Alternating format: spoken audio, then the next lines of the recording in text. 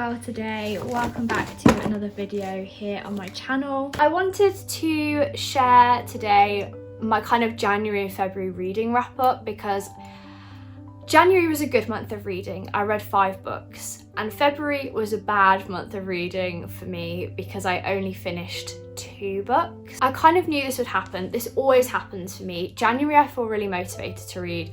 February I feel really demotivated to read, and then March it kind of picks back up again. So I kind of knew that would happen, which is why I didn't do separate wrap-ups, and I thought I would just wrap up everything that I have read in those 2 months now in one, because it's now like a nice little stack of books. This year I have actually been journaling my thoughts about every book that I've read when I finished it and writing a kind of little review, and I've been finding that really helpful to carefully think about what I'm reading, particularly in terms of my own writing.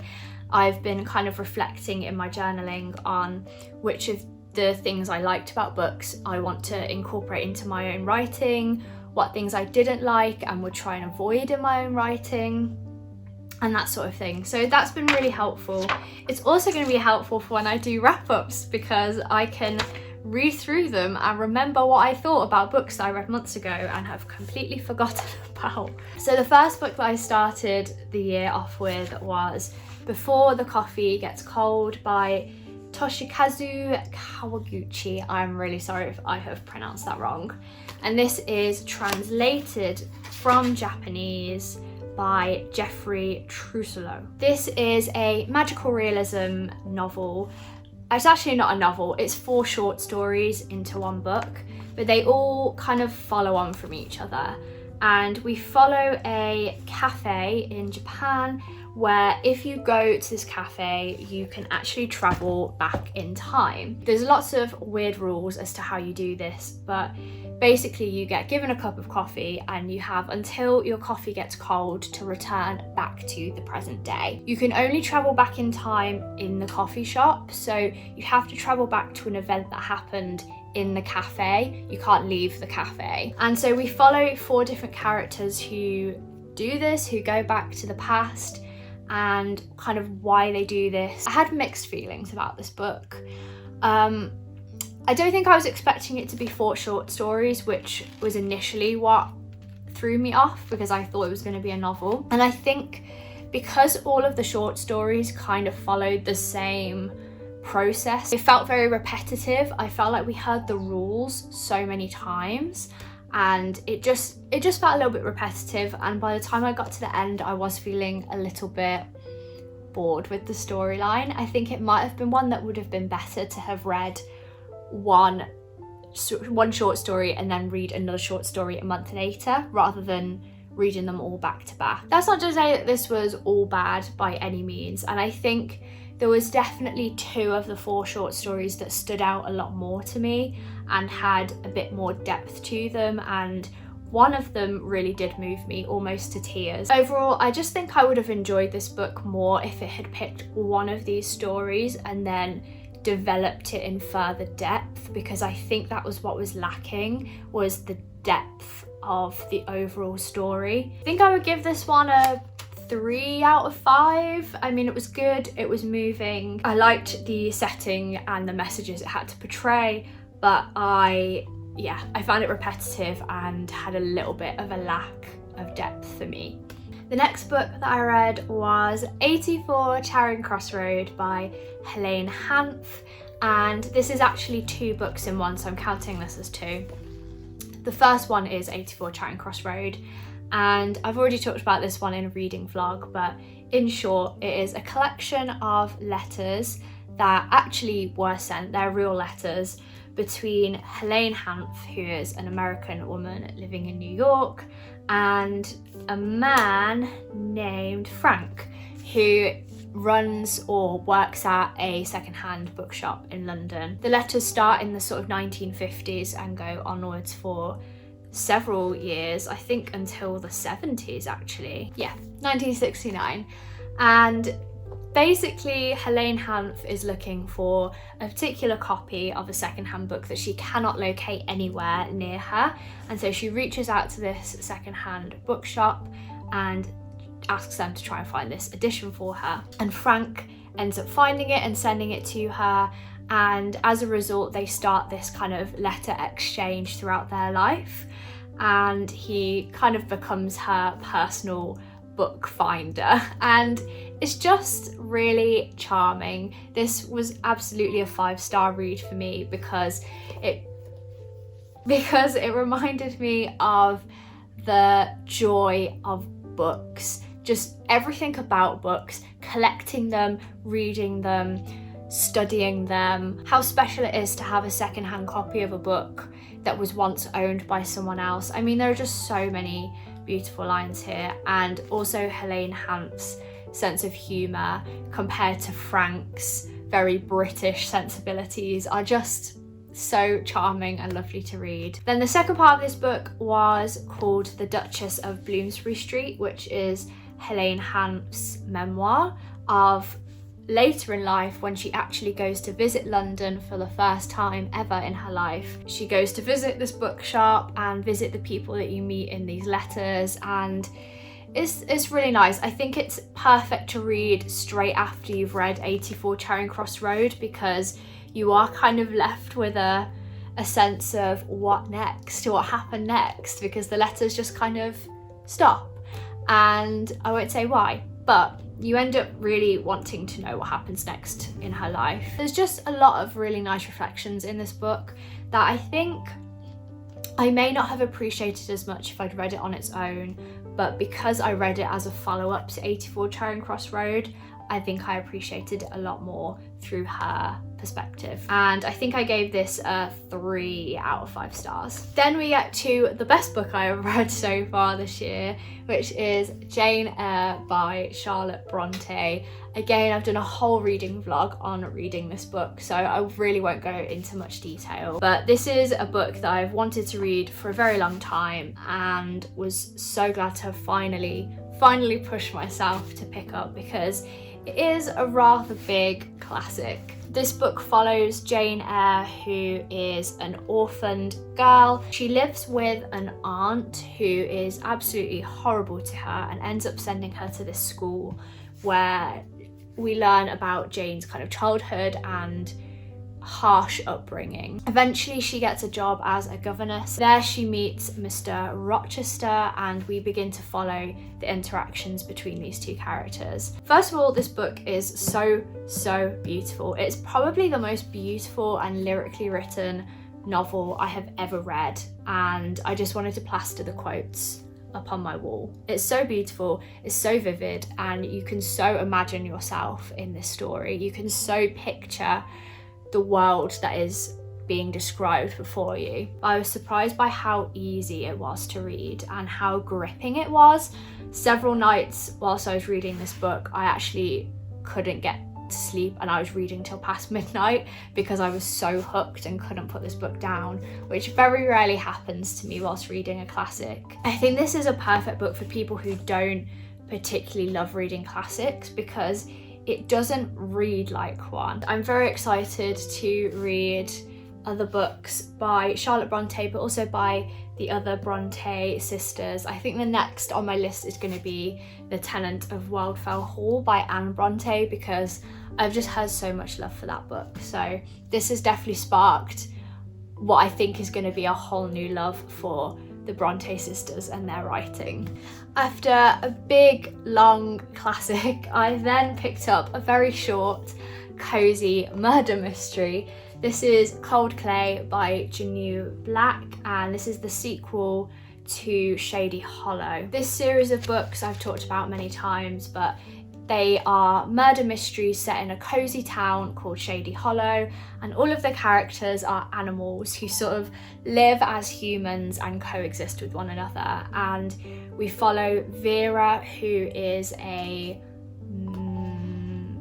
fox. I think she's a fox, and she is also a news reporter, and she always finds herself in a situation where she's in the thick of a murder. And so in this second book, we have a pile of bones that get dug up at an apple orchard, and these bones end up being identified as a moose, and the only other moose that lives in Shady Hollow is, I can't remember his name, but he owns the coffee shop, and he's kind of known as this peaceful, nice guy. Nobody would ever suspect him of murder. And so this begins a whole crazy drama in the town. We also have a new person who arrives at the town, which is the same kind of storyline that happened in the first one. There's an outsider who comes in and starts to brew things, and it was good. I liked it, but I didn't like it as much as the first one. I think there were several things that were so charming about the first book that this book didn't have. First of all, the first book had multiple different perspectives, so lots of characters were sharing their points of view.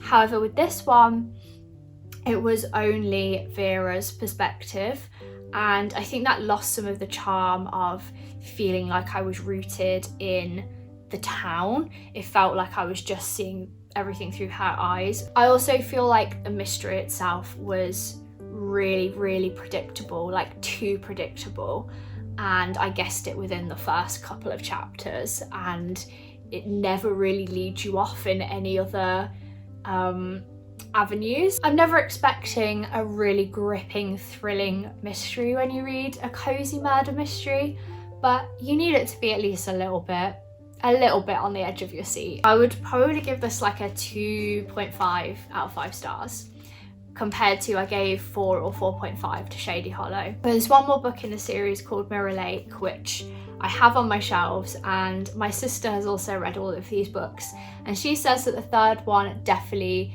gets better than the second one, so I'm excited to carry on, even though this one felt a little bit of a dip in the series for me. I then read Persuasion by Jane Austen, which is another book that I've wanted to read for quite a long time.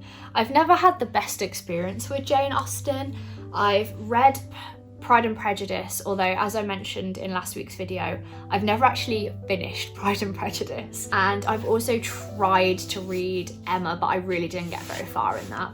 And for both of them, I just didn't feel like I was enjoying it. I didn't really get it. I found the language really hard to read, and I just wasn't enjoying the story.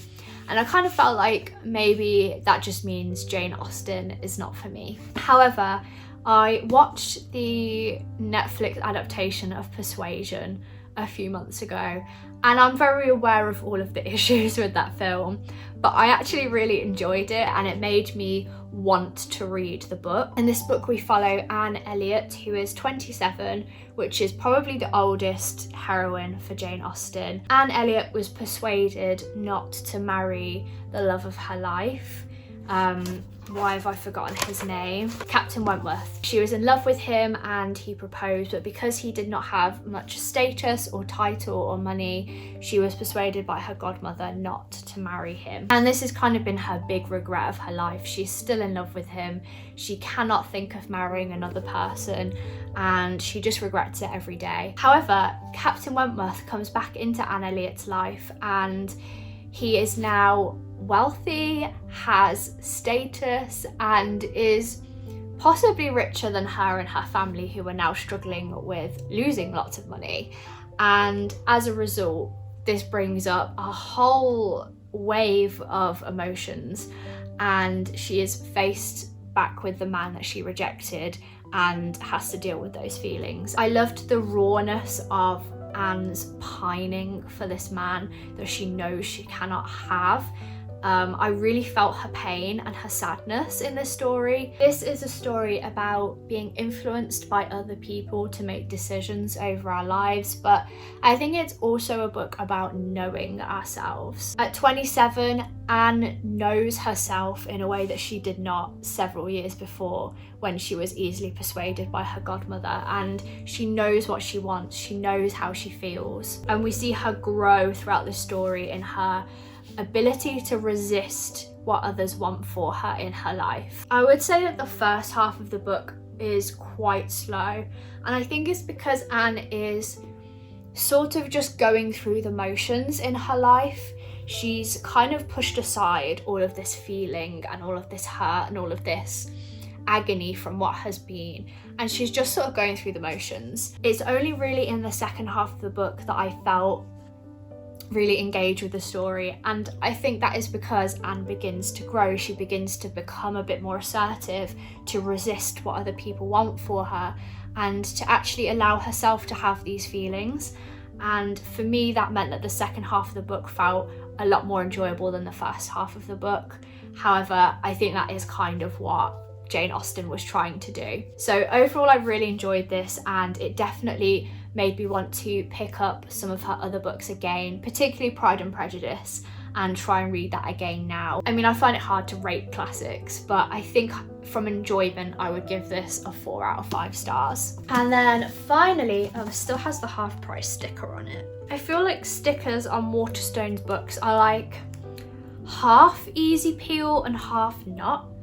Most of it came off, but then it just leaves like a slightly sticky bit, and random bits of the sticker didn't come off. Okay, we're just gonna leave it there. So the last book that I read in February was A Fire Endless by Rebecca Ross, and this is the sequel to A River Enchanted, which I read and adored last year. It was one of my favourite books of the year, and probably my favourite fantasy book that I'd read last year. And this is the sequel that just came out at the end. Actually, when did it come out? I think in December, and I only just got around to it in February. So it's the sequel, but also the final book. It concludes the story because it is just a duology. Yet again, Rebecca Ross has written a novel that captivated me, moved me, and honestly inspired me. I won't go into what this book is about because I don't want to spoil the first book, but the overall story is set on an enchanted island. It's kind of Scottish inspired, and we follow 4 main characters throughout both novels. Jack, who is a bard who has moved back home to the island from studying at university. We follow Adara, who is the daughter of, it's not the chief, but kind of the chief. We follow Torrin, who is the kind of captain of the guard, and Sidra, who is his second wife.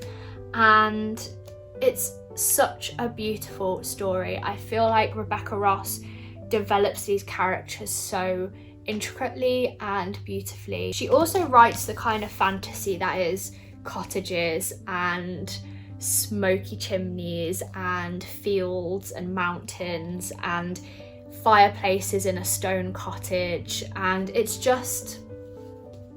my favourite kind of fantasy, and it's definitely a really good one to curl up in front of the fire with. My only negative about this book was that sometimes it felt a little bit too slow. I feel like it maybe could have been slightly shorter, and at times I was feeling a little bit of an urge for the plot to get going. It feels like it takes a while for the real plot to get going. Also, it feels like the ending wrapped up maybe a little bit too easily, but I don't really mind because the whole story itself was just so beautiful, and I think this is a story that will just live on in my mind. I feel like if I ever need the inspiration and motivation to just sit down and write, her books always do that for me and remind me of why I love writing fantasy and creating new worlds in my stories. And so for that alone, this was a really great book to read, and I think I gave this one a 4 out of 5 stars as well. So that is everything that I read over January and February. I've also read a couple more books in March, but I'm going to wait till the end of the month to share my thoughts on those books. I hope you have a really wonderful day, and I hope you enjoyed this video. Let me know what you're currently reading and what you're most excited to read over March. Thank you so much for watching, and I'll see you very soon with another video.